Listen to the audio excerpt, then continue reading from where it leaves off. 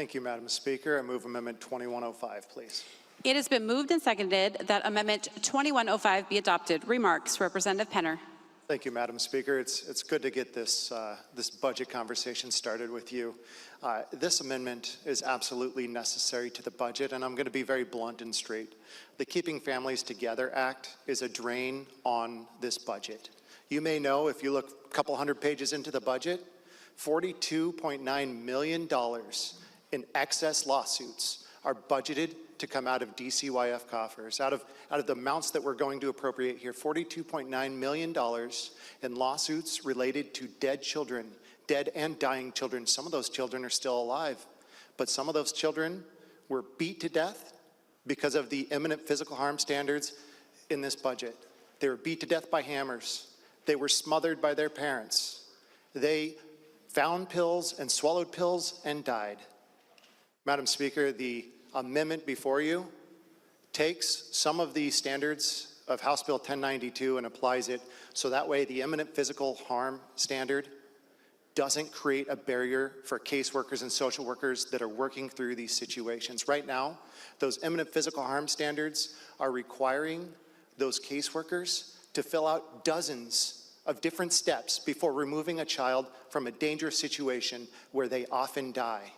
In fact, Madam Speaker, permission to read. Please proceed. Let me give you an example of the challenges. Well, let me give you an example of the results of what happens when social workers, case managers cannot apply a reasonable standard to children in dangerous situations. January 20th, 2024, the fatality of OS. By the way, Madam Speaker, these are from DCYF's own unexpected fatality reports. These are just the children that are dead because of this standard, not the ones who are injured or harmed. OS, the cause of death, fentanyl and drug exposure. An infant born positive for fentanyl. DCYF opened a risk-only investigation instead of removal. The child died 1 month after DCYF connected with them. March 9th, 2024, the fatality of ES. As you know, we're not going to say the children's names here, but they're going to be reported. The cause, methadone toxicity. ES had been removed in August 2023 after ingesting fentanyl. Under pressure to reunify, ES was returned for a trial visit. On the very first night, ES died. He ingested fentanyl. March 9th, 2024, AM, homicide, gunshot, shot by a father who was hallucinating on drugs. Prior reports of fentanyl use in the home had been screened out because there was no imminent physical harm. June 25th, 2024, and I'm not reading all the reports, I'm just giving you the lowlights. The fatality of PJ, SIDS, an unsafe sleeping condition. He was born positive for fentanyl and meth, returned to his home. DCYF opened a risk-only case. The infant died 2 months later with meth still in their system. October 16th, 2024, the fatality of DM. The cause of death, toxic effects of an opioid substitute.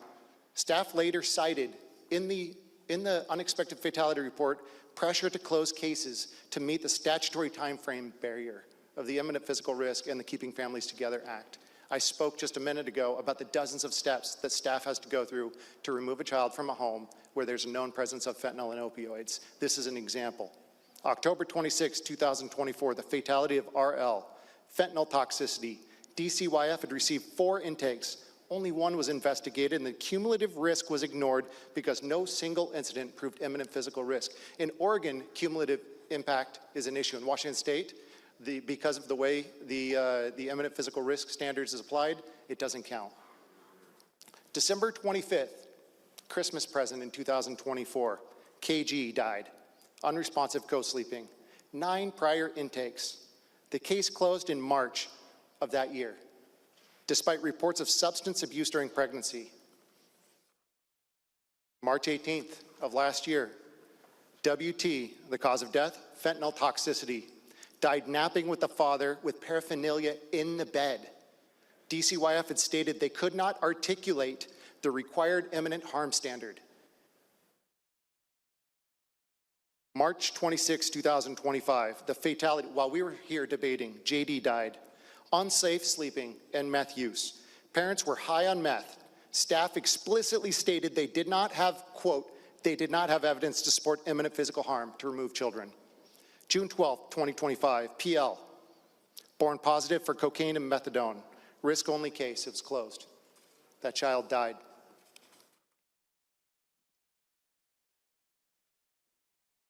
I'd like to take this a little closer to my district, the 31st District. North Pierce County, South King County, Bonnie Lake in particular.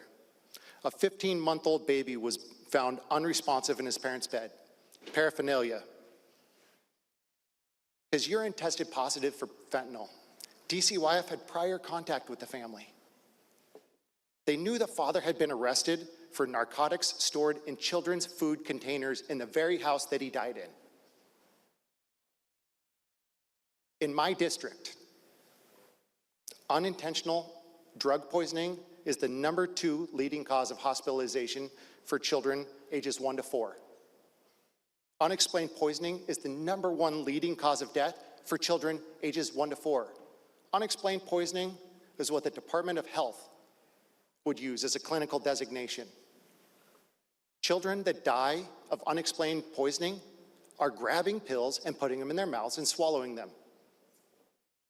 Many of those, we know, Madam Speaker, are because of the excessively high barrier that the imminent physical harm standard placed through the Keeping Families Together Act.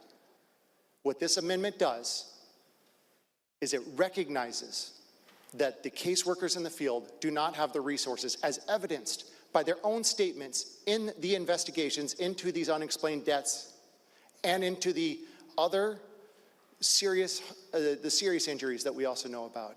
It utilizes that statement and says, if we pass this amendment, we will fund additional staff. And if the precepts of House Bill 1092 are taken into account, then we're going to create a scenario where children exposed to abuse, severe neglect, serious physical harm, exposure to high-potency synthetic opioids are removed from these dangerous situations. Madam Speaker, there has been some conversation about whether 50 children died in the last year or 90 children died in the last year or some number of children died in the last year because of these very standards. It doesn't matter if it's 50 or 90. We should be crawling out of our skin if it's 1. Madam Speaker, this amendment is necessary on a fiduciary level because we're spending $40 million in lawsuits that we shouldn't have to be spending. It's also necessary on a moral level from my perspective. For me, it's necessary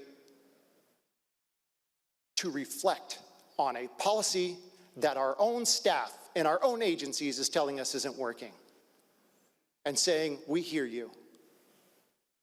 This is the fix. Madam Speaker, I urge you, adopt this amendment. Thank you.